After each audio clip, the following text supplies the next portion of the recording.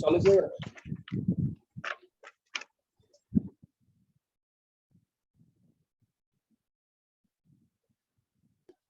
Setup कर लिए क्या सर? क्या रजत? सेटअप कर लिए क्या सर? कुछ लिए नहीं है, ये रिंग लाइट लिए एक। अच्छा, ऊपर सर ईयरफोन का डब्बा है क्या इतना सारा? ये पता नहीं फोन ऑन कर दिया, अभी कैमरा इसमें लगाया हुआ है। अच्छा, लेकिन हम लोग को तो ये नहीं है ना, तो इसको लैपटॉप में लगा दिया। पता नहीं ऐसा क्लास कब तक चलेगा, जब करना ही है तो। ऑनलाइन मंगाया सर रिंग लाइट? हाँ ऑनलाइन मंगाया।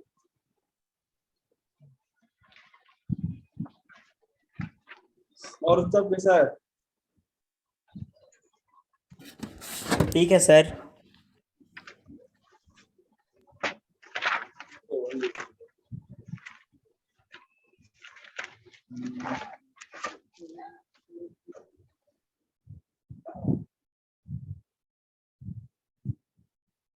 ये स्नेहा सुकन्या कहाँ गए बोलो तो?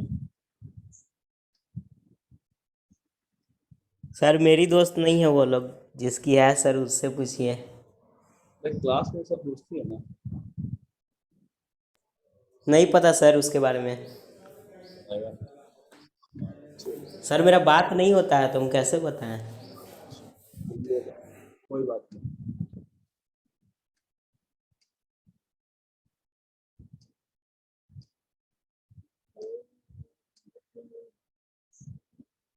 हम लोग कर लिए थे,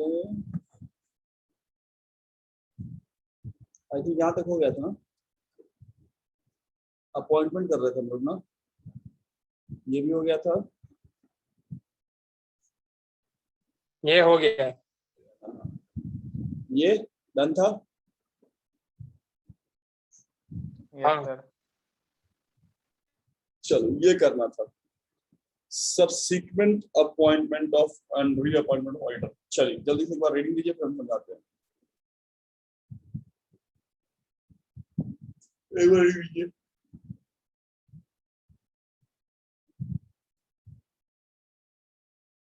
पहले बार रीडिंग दो, फिर हम बताते हैं।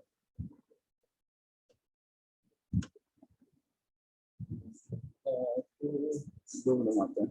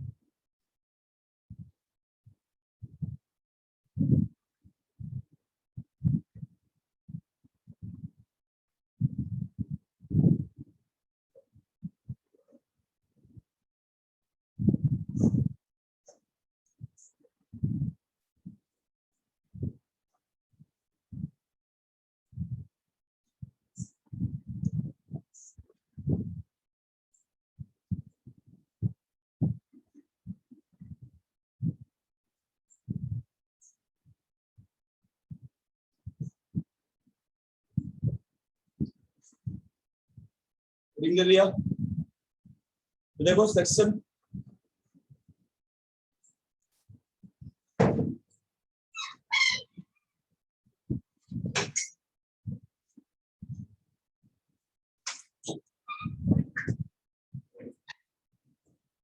आ जाओ। सेक्शन 139 सबसेक्शन 1 में लिखा हुआ है कि कोई भी ऑडिटर रीअपॉइंट कैसे होता है सर, ठीक है। तो लिखता है सेक्शन 39 सबसेक्शन 1, ये जो ब्रैकेट में 1 लिखा था इसमें सबसेक्शन पढ़ते हैं, ठीक है।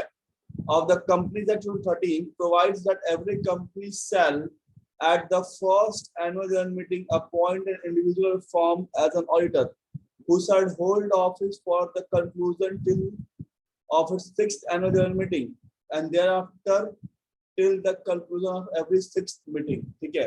मतलब जो पहला ऑडिटर अपॉइंट हुआ है सर, वो ऑडिटर जो है कम से कम 5 साल के लिए रहेगा, ठीक है। और 6वें साल से उसका क्या होगा, रीअपॉइंटमेंट होगा। क्या लिखता है, the following point need to be noted in this regard before such appointment is made, the written consent of auditor to such appointment certificate for him of that appointment is made shall be in accordance with the conditions as may be prescribed shall be obtained from the auditor। मतलब auditor को जो जिस individual firm को auditor appoint कर रहे हैं ना, उससे हम लोग को रिटन कंसेंट ले लेना है, सर्टिफिकेट ले लेना है कि आप इस कंपनी के ऑडिटर अपॉइंट हो रहे हैं, कोई दिक्कत तो नहीं है आपको, ठीक है।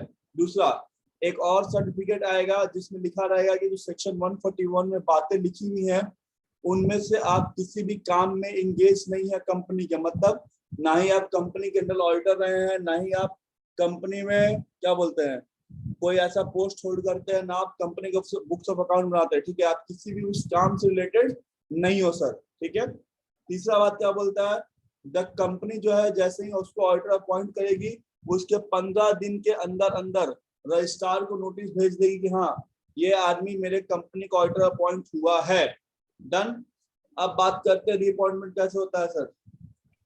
तो रीअपॉइंटमेंट वो होता है फर्स्ट फिर से समझा रही है क्या भाई, फर्स्ट पॉइंट में बोल रहा ना कि जैसे कंपनी जिसको अपॉइंट कर रहे ऑडिटर उससे रिटन कंसेंट लेगी कि हाँ आप इस कंपनी को ऑडिटर अपॉइंट हो रहे हैं, ठीक है, कोई तकलीफ नहीं है आपको, कोई दिक्कत नहीं है। दूसरा सर्टिफिकेट ये आएगा ना कि आप कंपनी में किसी भी पोस्ट होल्ड नहीं करते हैं, कोई भी काम में आप इंगेज नहीं है, जैसे कि बुक्स ऑफ अकाउंट बनाना, जैसे कि इंटरनल ऑडिट करना या और भी कुछ, ठीक है।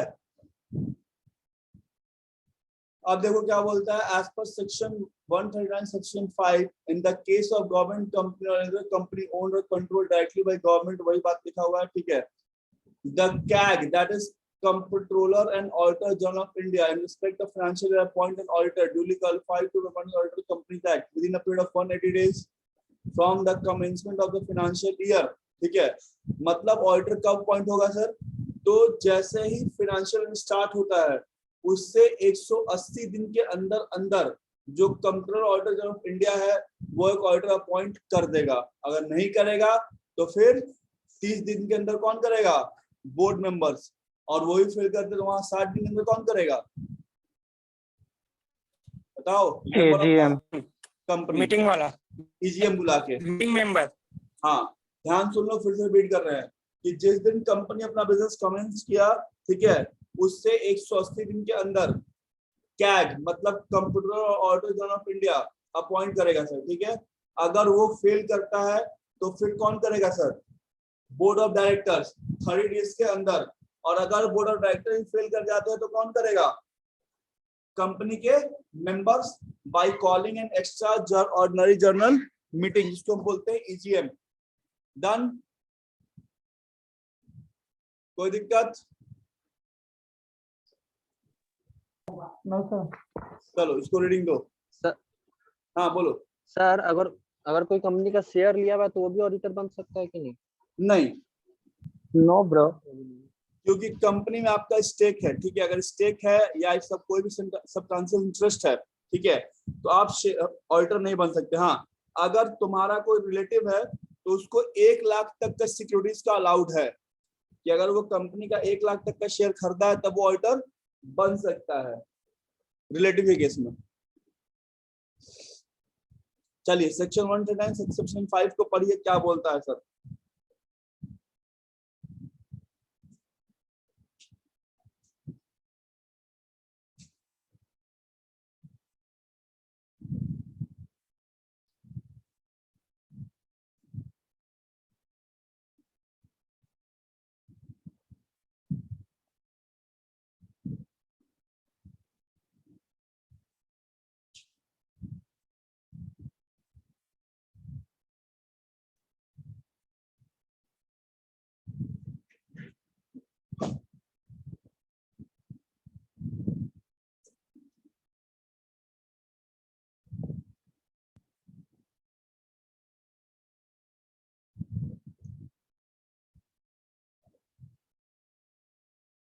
ठीक है, कोई दिक्कत,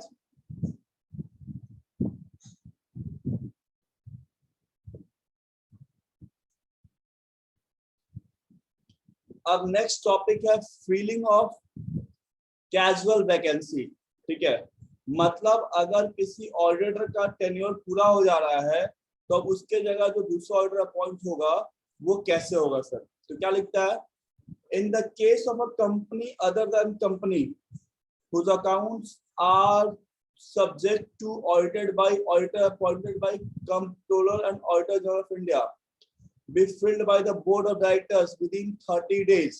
ठीक है, मतलब सर गवर्नमेंट कंपनी के केस में क्या होगा, ठीक है, कि आपके जैसे ही वैकेंसी हो रहा है, जैसे ही ऑडिटर छोड़ के जा रहा है तो उससे 30 दिन के अंदर अंदर जो है नया ऑडिटर अपॉइंट हो जाना चाहिए।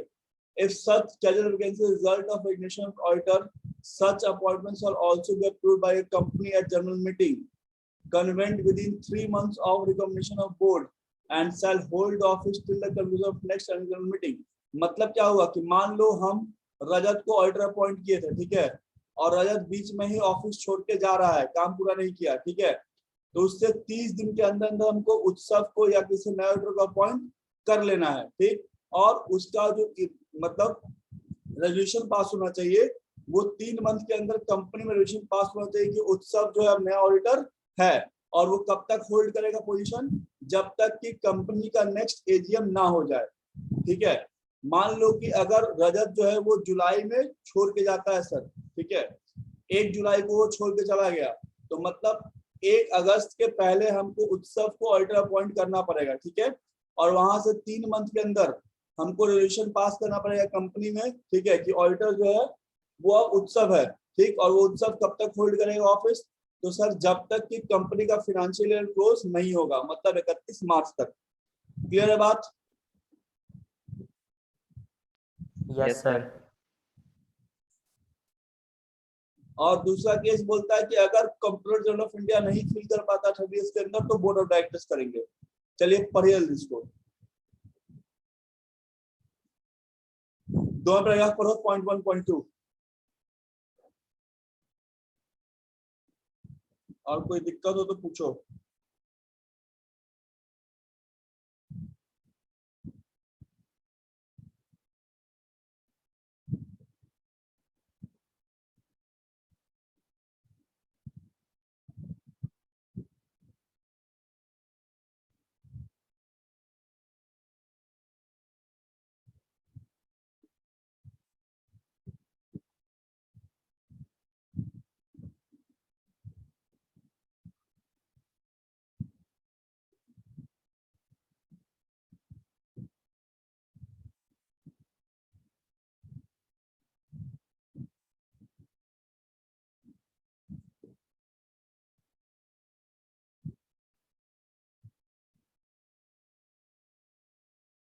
कोई दिक्कत तो बताना।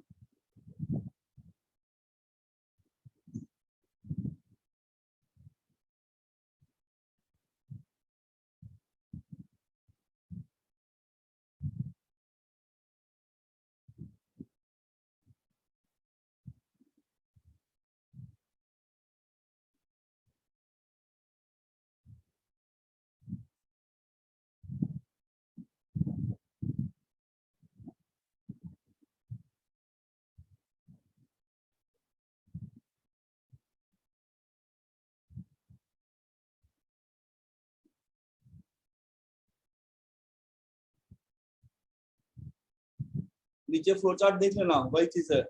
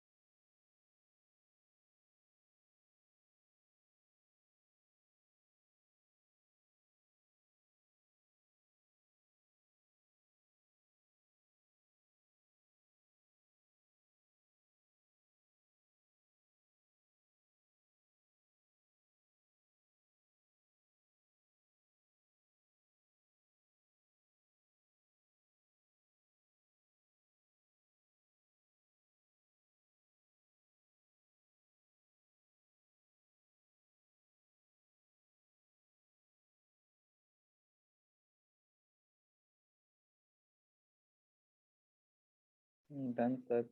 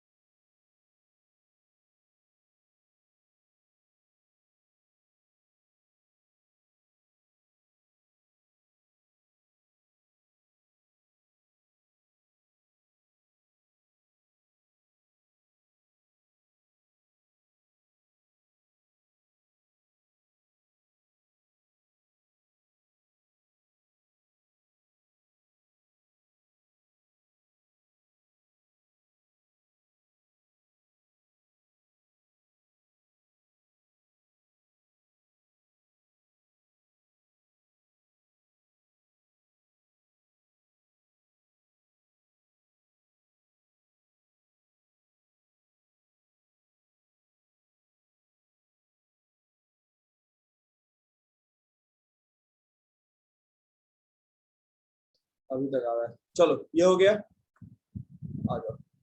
अब बोल रहा है कैजुअल वैकेंसी, ठीक है, मतलब अगर कोई ऑडिटर रिजाइन करके जाता है तो क्या करेंगे, ठीक है। तो तुम लोग को इतना सेक्शन में ध्यान नहीं रखना है, बस तुम लोग टर्म्स और वो याद रखना, डेज, ठीक है ना, क्योंकि ये जो मटेरियल है ना वो सीए के लिए है, आई थिंक हम लगता है, हाँ देखो institute of chartered accountant India का है, तो इसमें सेक्शन में प्रोविजन कुछ ज्यादा ही दिया है, तो इतना तुम लोग को ध्यान नहीं रखना। जो बेसिक सेक्शन जैसे अपॉइंटमेंट का हो गया, वो वर्क वाला हो गया, कॉन्फ्रेंस में काम करना नहीं करना वो वाला, वो ध्यान रखना है, ठीक है।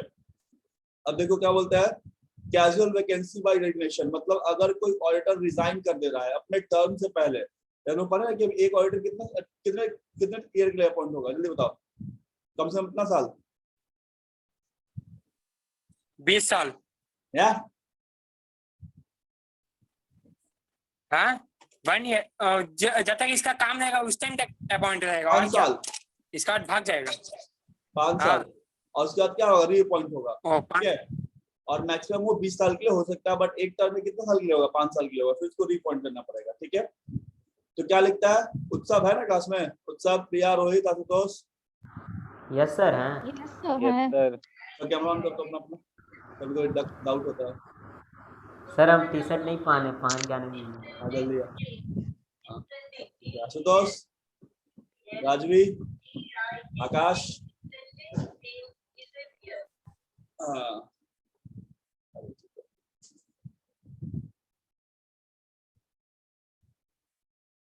अभिजीत, अरे Yes, sir. आशुतोष गुजप्पन हो गया है, क्या no sir? Safe, no safe 2021। चल ठीक, ऐसा नहीं है सर। नहीं ठीक है, जो है सो अच्छा है। उत्सव कहाँ रह गया? उसको सर। पैंट नहीं मिल रहा। आ गया, हाँ रोहित को नहीं मिल रहा सर। अच्छा। आकाश कहाँ गया? आकाश सर वो तो सोया रहता है।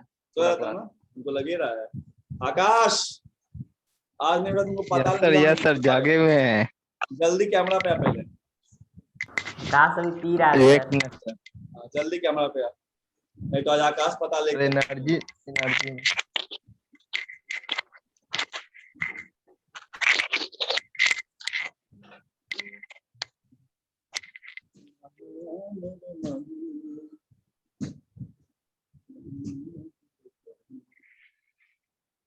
अभी ठीक है, चलो नाउ इट्स बेटर।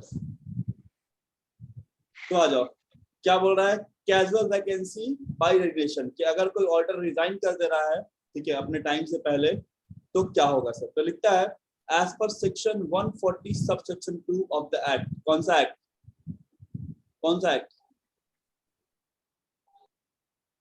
कौन सा एक्ट, जल्दी बताओ। Company act 141। हाँ 141। अच्छा टैग बता, कौन सा एक्ट? बताया ना sir, company act. Companies act 2013। Companies act as per section 140 subsection 2 of बोलते रहता है। द कंपनीज एक्ट, क्योंकि हम लोग कंपनी एक्ट को पढ़ रहे हैं, ठीक है ना। The auditor who has resigned from the company shall file within a period of 30 days from the date of resignation a statement prescribed from the other company registrar. In case company referred to this government company, the auditor shall file a such statement to tag along with the company and the registrar.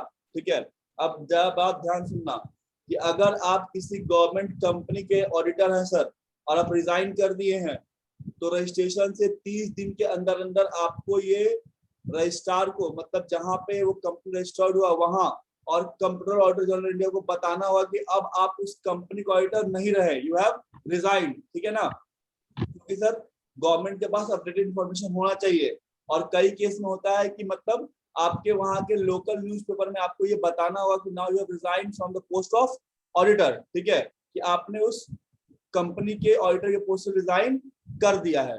ठीक ना, तो लिखता है the auditors indicate the reason other fact as may be relevant to this regard of recognition, कि आप resign क्यों कर रहे हैं, क्या रीजन था, वो भी आपको उस नोटिस में बताना होगा।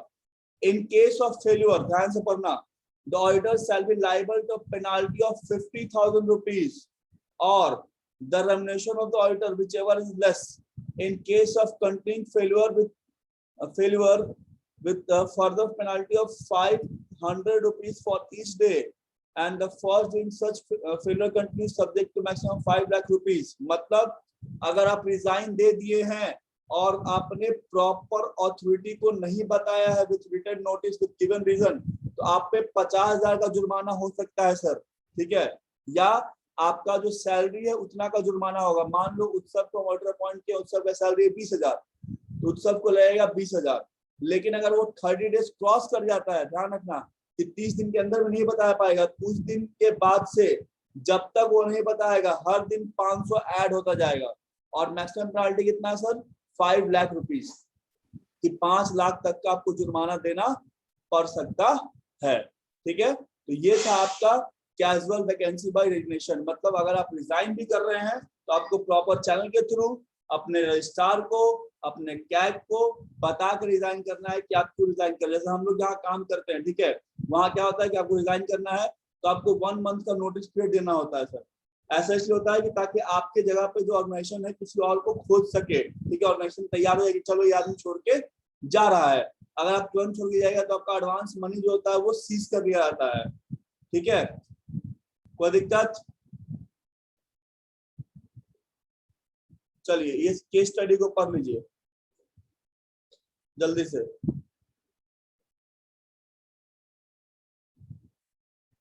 इस केस स्टडी को पढ़ो।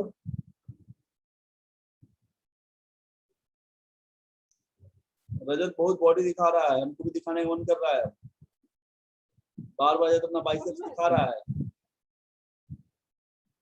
नहीं है सर, हम भी टी शर्ट टाइट कर लिए हैं। नहीं तो टी शर्ट टाइट ही है, सही है। जल्दी पढ़ो इसको।